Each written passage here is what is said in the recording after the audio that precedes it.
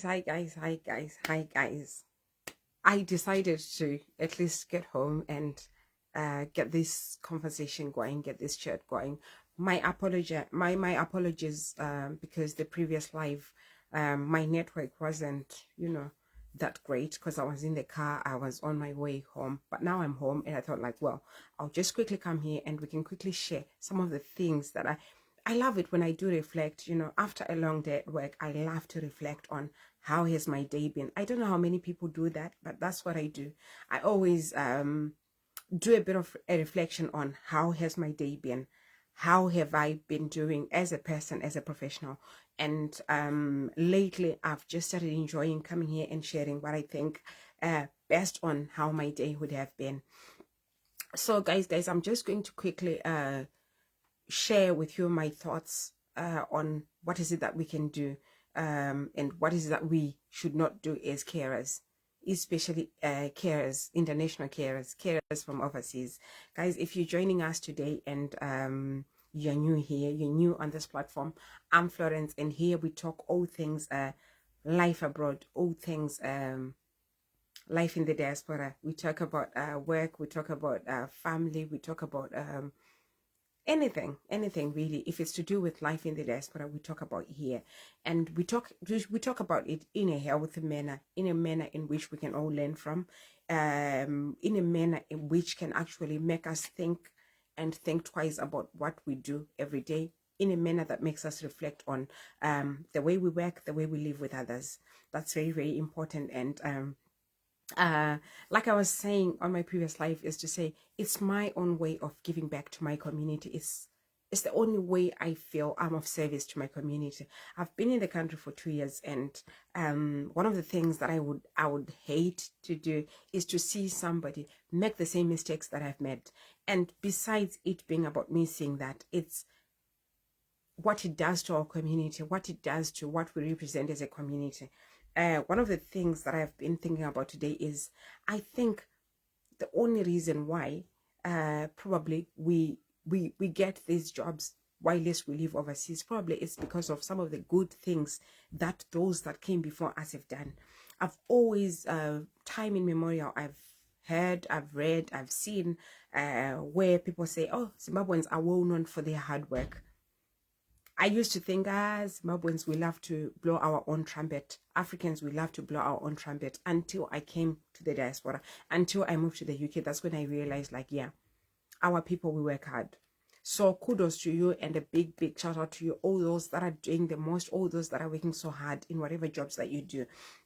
You're representing us well, you're doing everything right. But today I want to talk about some of the things that we should not be doing as care workers. And when I say some of the things that we shouldn't be doing, I'm also reminding myself. I'm not saying I'm perfect. I'm not saying I'm there. I'm not saying I know everything. I could miss a lot of things. I could be misrepresenting things. But I just want us to remind each other. And as you are in the comments, my Cliff, thank you so much for joining. Thank you so much for watching. Thank you so much for supporting. I do wish you well. I know you work so hard behind the scenes, and keep working hard. One day is one day. So guys, today I want to talk about some of the things that we shouldn't be doing as carers, in as much as probably it becomes a culture where you work or you see other people doing it. But if you are watching this video, if you get a chance to watch this video, these are some of the things that you should never, ever, ever be seen doing from a care perspective. And these things, they do border on professionalism. They do reflect on how you are as a professional. And guys, disclaimer, when I say these things, I'm not representing any organization. These are my views, my personal views, my personal feelings, my personal point of view. So I'm not representing any organization. I'm not talking about any organization or any person in particular, but just my views and my thoughts. So disclaimer, guys. And guys, one of the things that I do love to say, if you do watch and follow this platform, you know I love to say, the fact that we come here and we say these things, the fact that we come here and share with you, does not mean we know everything, does not mean we have mastered everything, does not mean we are perfect. But we do come here to learn, and we can learn together. We can learn as we share. We can learn as we continue to repetitively say these things. Vimbai Mutiro, I love you, girl. Thank you so much for being that much of influence. Thank you so much for being a voice of reason. One person, I salute you for your professionalism, for your strong stance on certain things. I do respect you for that, and I love you for that.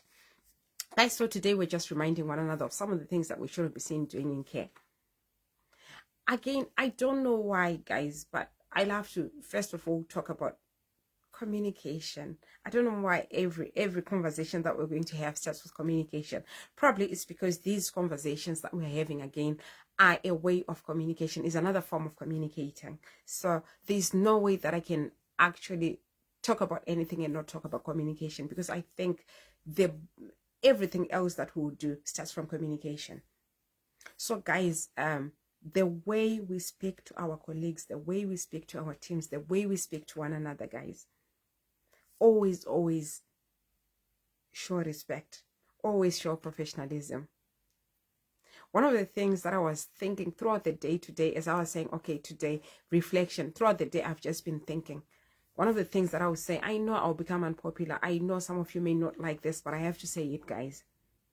Whenever you find yourself in a care work setting, whenever you find yourself, I don't know the right word, but when you find yourself gathering or congregating as carers to support each other on certain behavior or on certain conduct, take a pause. If you're watching this video, if you're going to watch this video, take a pause. Because I've noticed something that I've realized and noticed, that when you see carers gathered and they are trying to defend behavior or trying to say, but you had every right to do that, you shouldn't be. Take a pause and think, take a pause and reflect. Why do I say that? Because it takes one of you on that discussion, on that platform, to mention it to somebody else who will see from a bird's eye point of view, to try and analyze that discussion, to try and analyze that behavior, or to try and analyze that situation. And I've seen many a times there will be a violation of a certain policy or a certain regulation or a certain standard somehow. I don't know why, but it's just been something that I have been, thinking about and just looking. So whenever you find yourself wanting to gain support from people or to gain support from colleagues, just pause and reflect. Because when you do good, your conscience is clear. You don't need anybody's support. You just know everything is above board. It is mostly 80% of the time when you want other people to support you, or to I don't know what I can say, but I'll say it in Shona. I don't know, guys. I don't know what's the word, but you can put it in the comments. Then pause and reflect. So I don't know the correct English word for that, but if you're watching this video and you know the English word for kusimbisana, because always remember, we work with people. People are emotional beings. People are thoughtful beings. People are entitled to feelings and thoughts and certain things. And as people, everything is objective. It's bound to go down to interpretation. So whenever you find yourself in that situation as a carer, then just pause and reflect. And I wouldn't want to find myself in that situation, because the moment I want other people to support me or to support a certain situation, then something is going on wrong. That's why I need a lot of people to say, okay, but no, you're right, but no, that was called for. But it only takes one person to report that situation and for somebody to analyze that situation, and you could end up in very serious trouble. We were talking yesterday about what to do and what not to do on double up calls to make the experience beautiful, to make the experience be an experience of excellence. But today I'm going to talk about some of the things that you can do on your own. You are on your own. You're delivering care. What is it that you should do? What is it that you should not do? So apart from communication, apart from all the things that I've said, guys, I want to talk, first of all, about consent. When really should we ask for consent as carers? When should we really, by consent, I mean ask for permission? I would rather be known for over asking than for not asking. One of the reasons why we even it's in our, I don't know, induction pack or part of training and things like that is ask for permission. It's because when you do something or when you engage with someone, it's their personal space, it's their, you got to seek consent. So under which circumstances should one seek consent? I would say in everything that you do. From the very moment that you enter into someone's space, be it, I would say, whether you're doing domiciliary care, whether you're doing support work, whether you work in a care home or whether you work in a hospital, there's always space to someone. There's always that space, be it their hospital bed, be it their room, if you do support work or if you work in a care home, or it's their home when you do domiciliary care. So whatever that you do, from whatever that you do with them or whatever that you do in their space, always ask for consent. I'll give an example to say, you're about to do personal care. Always ask, is it okay for me to give you a wash? That day they could not be wanting a wash. We all know probably you've got it on your rota to say, okay, today is their shower day or today is their hair day. But always ask. Every day is not the same. Probably that day they are not feeling like it. So let's not just assume. I know when you have been in care for the longest, I've been doing care for 2 years and I love it. So sometimes you really get carried away. You just know like it's that day where they have their hair washed, so you just go on with everything and then just go on, carry on with it. Always ask for consent. I'm going to wash your hair. Is it okay? It says a lot more about you than about them. I'm about to give you your medication. Is it okay? Sometimes they could ask what that is. Sometimes they become curious, or sometimes they just say, okay, thank you, go on. You lose nothing, and it doesn't take that much of your time. But so many of us are getting carried away, or we see so many times when people just carry on with things and they don't take the time to inform someone. I would like to be informed if anybody is doing anything to me. Do you know, I used to wonder whenever I would go to hospital or anything, one of the things that you would get first is like an explanation. So besides asking for consent to say, okay, is it okay for me to give you a wash? Always take the time to explain. Explain whatever that you're doing with the person. Always explain that procedure to them. These are some of the things that we are learning every day. These are some of the things which, when you see somebody who is actually good at it, who is actually good at it, you go like, wow. They go on to explain, oh, it's going to be a cold one, or it's just a warm one. Is this water temperature okay with you? These things are very, very important. They make whoever you're engaging with, relax and warm up to you. And these are some of the things which, if things go wrong, suppose anything happens, an accident happens or any incident happens, sometimes you go through that situation, you can actually see somebody supporting you when they're actually the one who has been maybe hurt or anything. They go like, no, it's not much. I think I'm okay. And then in other instances, that's when things have gone south, when they start like, she was doing this to me and then they did this to me, they never did this to me, they were so this and this to me. So asking for consent is very, very important in care. And also explaining the procedure, explaining everything that you're doing is actually even more important, because it keeps them involved, it keeps them engaged. And especially along the way, they can say, okay, no, skip that, I'm not wanting that. So it's very, very important. All that, it just borders around communication. And it's important also to look whether they are understanding or not what you're saying. And sometimes it doesn't mean they're verbally responding to say, oh, yes, go ahead. But sometimes just a nod, gesture, facial expression is very, very important. It's communication as well. I'll move on to the second part. Yes, you've asked consent, you've done this and that. What happens when they say no? Or I don't want that. So many a times us as carers, which is, it's important for you. One of the things that I was reflecting on today is, guys, when somebody says no, it's a no. It has to be respected.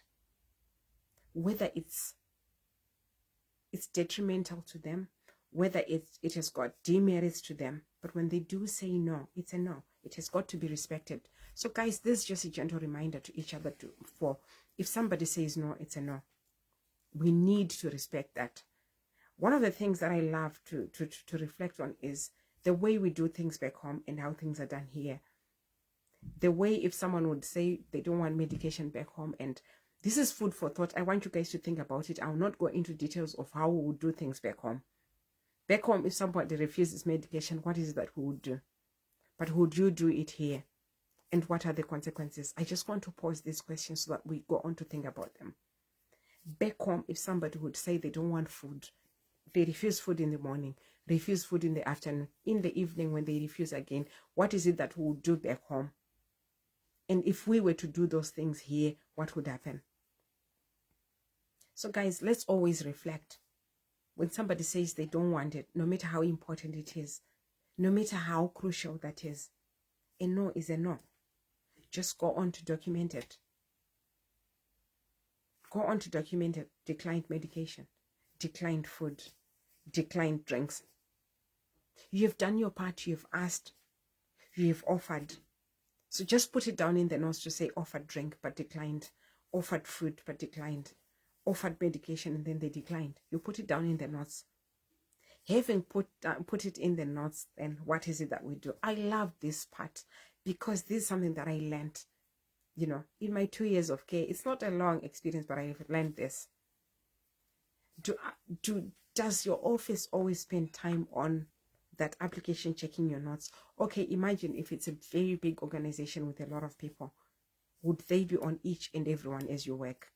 So if it's something as important as somebody has declined something, or somebody has declined maybe care or anything, what is it that you do? Depending on how important it is. If it's to do with medication, probably there and then I would straight away let my manager know, send a text or just make a call. If it's something maybe like they've declined oral care or declined whatever, personal care, then maybe you can update later. But there are things which have to be updated timelessly. And then there are things which you can say, okay, my manager will read in the notes. But it's always important. Remember, I always love to say this. I used to work in domiciliary care, and one of the things that I do reflect now, and I've learned through that, is to say, even your manager, even your office is relying on you to feedback. One of the things that I always get told is, do you know how important carers are? We are very, very important in the sense that it is us who spend most of the time with the service user, the patients, the clients. So our feedback is important. Important in which sense? If our feedback is timeless, then whoever needs to react or to respond or to escalate will do so timelessly. But if we don't feedback in time, then situation could go on and on and on for so long. So your office is counting on you to feedback. Your manager is actually counting on you to feedback. So it's very, very important. And as much as you've documented it, also go on to inform. These are some of the things that we can do and we can do better. I know a lot of people would question and say, but it's their job to do that. Yes, it is. But you also can go the extra mile and be thoughtful of the person that you serve, beyond saying, but it's someone's job to do that. And say, I would want somebody to know that so and so has not taken their critical medication this morning because it's important to them. I would love for somebody to know, or I would love for everyone above me to know that they haven't been taking their fluids, just in case they could become dehydrated or anything. So no wonder why I always love to reflect and say, I've fallen in love with care, because it's when you've seen all these things and you do realize that beyond it being a profession, it's a form of service. It's one that requires commitment. It's one that goes beyond. I don't look at what the next person is doing. I don't look at what everybody else is doing, but I focus on what I have to do, what my obligation is, what my duty of care is. So guys, these are some of the things that we can do and some of the things that we cannot do. So I've said two things. I've said always ask for consent. I've always said when somebody says no, it's a no. This borders on respect, which was the next thing I was going to talk about. Always come across as respectful. Hannah Mkwesha, thank you so much for joining. We do love you. Thanks so much for the support. But today we're talking about some of the things that we should not do under whatever circumstances. So I was talking about when somebody refuses or declines something, just document it, escalate it. There's no need for you to coerce somebody. There's no need for you to force somebody. Because when you coerce, when you force, now that's not respectful. Now, depending on how you're doing it, now dignity is lost. Now somebody has lost their voice because you're going against their voice. So always do come across respectful. There's no room for disrespect in care. There's no room for all that. And one of the things that I do love to say is, you get tested, your patients get tested in care. But always at the back of your mind, just know, okay, I have to come across as respectful. Respectful of the other person, respectful of the place, respect of the portfolio that you're holding, while you're serving that person. And remember, I love to say this, to say when we go out there, we are representing whoever we work for. We are representing our organizations and what they stand for.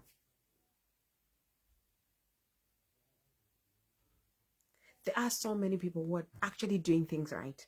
There are so many lovely companies who are doing things right. And kudos to those people that are representing those companies well. So the onus is on you. If you're watching this video, if you're going to be on this platform, we want to always reflect on how we work and what we do when we go out there. And one of the things that I've grown to love lately is character is what you do when nobody's watching. And care is one of those places where character is of paramount importance. What we do when nobody else is. You know, sometimes I go like, well, I shouldn't speak on this. But then you would think, with the way people talk about safeguarding, with the way people talk about abuse and all other things to the people that we save, you wouldn't think by now we shouldn't be having situations where people get abused, where people end up like, you know, having safeguarding issues. Which is why we cannot go for so long and not talk about these things. Because it's so heartbreaking when you realize, oh, somebody has done this and this. So guys, we always need to be mindful when we go in there. Always be mindful of what we do. I'll just say this. One of the things that we should never ever do without asking, you know, it starts off, sometimes I don't know how to say this, but I'll say it anyway. When we go out there, when we are working out there, use of facilities or use of equipment and things like that, which is not ours but belongs to the people that we look after. Always think twice before you use, and when you do decide to use, ask. It's very, very important. It shows you're respectful of their space. I know sometimes we end up, because we live with these people, we see these people every day, we more or less, like, you know, become family members. We more or less become like, you know, but along the way, when it becomes like that, that's when if we don't talk about these things, that's when professionalism can be lost. That's when professionalism can go down the drain. And it's fine when things are okay. It's fine if things are going on okay. But it only takes one day when things go south, and then all these other things will come up and we will not be able to come back from, you know, some situations. What are some of these things? Sometimes you're just going home and then you realize your phone is running low or your battery is low. You don't have a charger in your car. If we want to be honest, so many people have been found wanting, whereby they just go like, well, I'll just go into so-and-so's house and just charge my phone for 5 minutes. Because they drive home, I can't drive home, I need to use my phone now. Or I need to use my phone to pay. So I'll just go in there and charge my phone for 5 minutes. Are we even supposed to be doing that? So my reminder is, if it's not call time, if you are not designated to that call, you've got no business going to that service user's house. I know sometimes winter is coming. So winter is jumper season, jersey season, whatever, warm clothes season. You forget your coat in a service user's house. What do? Then you realize it, you've finished that call, you've gone on, and then you realize, I've forgotten my jumper in such and such service user's house. What do? Are we supposed to be going back outside call times? There is a certain scenario that I saw where somebody says, okay, you go in there and then you find them on the floor. It's not call times. You're not supposed to be in that house. Then they are on the floor. What do? Do you take what you have gone for and then go? Or you ring 999? But then when you do, you were not supposed to be in that place. Suppose they die. Oh, they're already dead. You're a witness to that. Do you want that? Besides the fact that you've done a good thing, but the questions will come, what is it that you were doing in that place? So it's something that we need to remind one another. So many times we do these things. So many times we've left stuff. But what is it that we can do? I've left my jersey and it's the only one and I need it. You know what? Sometimes it's actually good for you to just like ring the person who is going to that next call. These are just reminders of the things that we shouldn't be doing and the things that we can do to save ourselves, to, you know, so that we come across as professional. Just know you were meant to be in there at 11 o'clock for 15 minutes or at 11 o'clock for half an hour. If you are to go there at 12 o'clock, then just know what you're doing is outside, you know. It's not allowed. You were not supposed to be there in the first place. So we're just reflecting, guys. We're just, you know, making each other think long and hard. I know we do these things.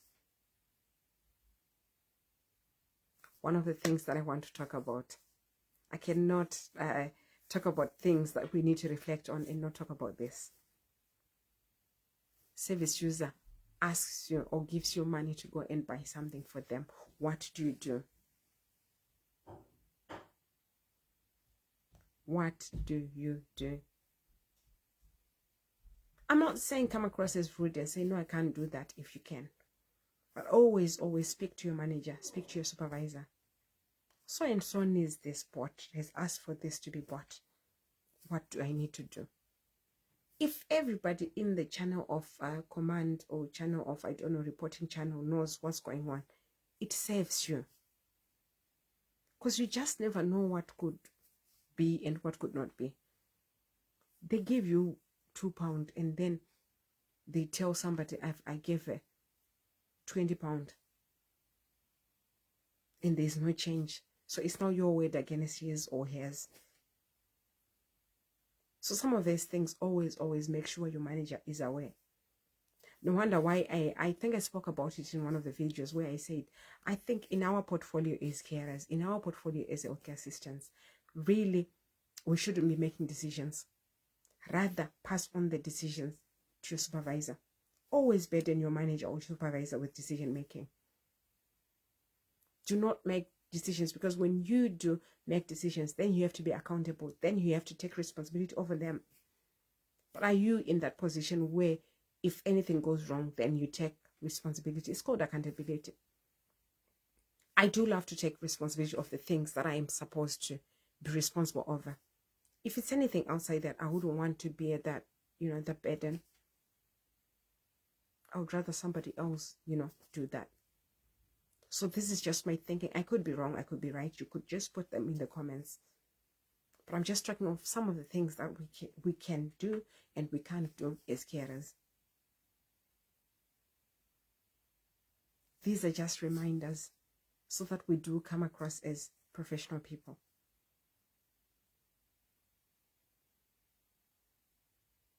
It's just my thinking, guys. It's just me thinking. I'll go on to talk about like there are people who look after people maybe who are allowed to, you know, go into town or go and do this and that. But honestly, I've seen in organizations which are so organized, it's known what you're doing in that particular day.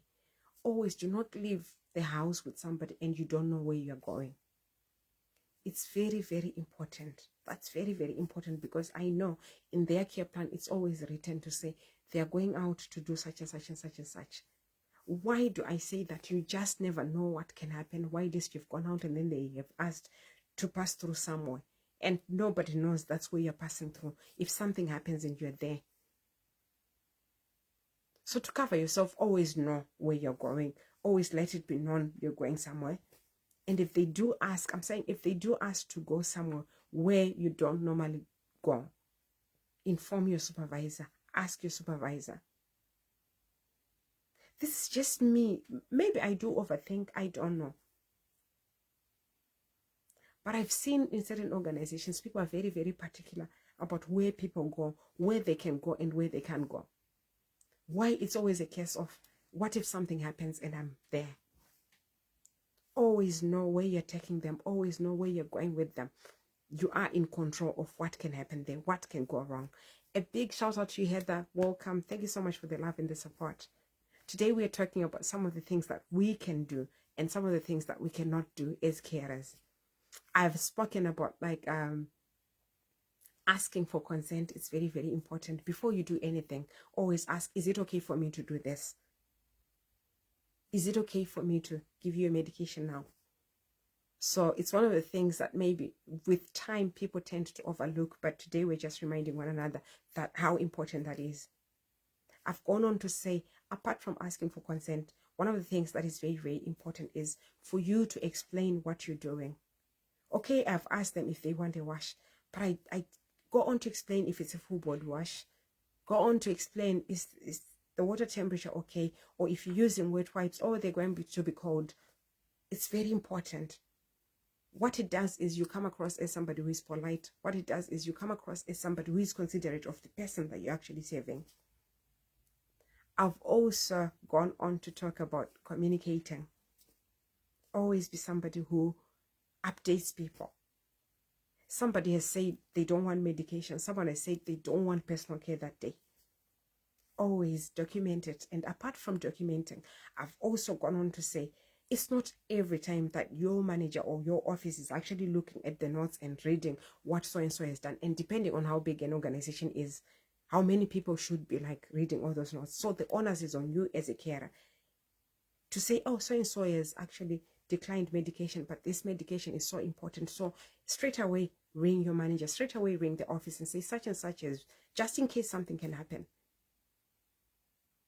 We are just reflecting and reminding one another of some of the things that we can actually do that improve the whole care experience. That also shows you as somebody who is responsible, accountable, and very caring in nature. You always think of the person that you're serving. You always think of the organization that you're representing. I've also gone on to comment and say, always at the back of our minds, we should always know that when we go out there, we are representing an organization. So it's always good to represent that organization in a very professional way. I was at that point where I think I was sharing on what was I talking about? I think it's more or less like we're just reminding one another. It's not like because we know everything, but when we do talk about these things, it makes us reflect. I've been saying there are things that we do back home or we used to do back home, which if we were to do here, they have got certain consequences. And I was just posing questions to say, if somebody had refused food in the morning, afternoon, evening, what is it that we would do back home that we can't do here? Because these things do have consequences. So in each and everything that we do, there are consequences. And you don't want those consequences to be negative. You don't want those consequences to be negative. I was again talking about some of those clients or service users probably who go out for a day or out for a few hours, to say it's always important for one, before you leave that house, before you go out with that person, to know where you are going. Just in case some of these people, they do love to ask for extras. I mean, I would also ask for extras. I mean, if it's the one day that I get to go out, I would want to do everything, even some of the things that I didn't think of when I was leaving the house. But also, again, we have to think of what if something happens and we are somewhere where we are not supposed to go. So it's always important that it's clear to say you're leaving the house, you're going to A, B, C, D, and you're coming to the house such and such a time. And if anything changes and you're out there, you don't want to come across as somebody who is abrupt or somebody who is, too rigid. Because remember, this is a person and it's supposed to be an experience. They're supposed to enjoy it. They've asked for an extra. They've asked to pass through such and such. So ring your manager at the end and say, oh, they've asked to, is it okay for us to? so that if anything happens and you're there, somebody is aware that they've asked to go to a certain place. And why I love to talk about these things is because it's things that we do read about. We do read about these things. We see these things everywhere. To say, such and such carer took the service user to their house, or took the service user to a function that, you know, they were not even supposed to go to.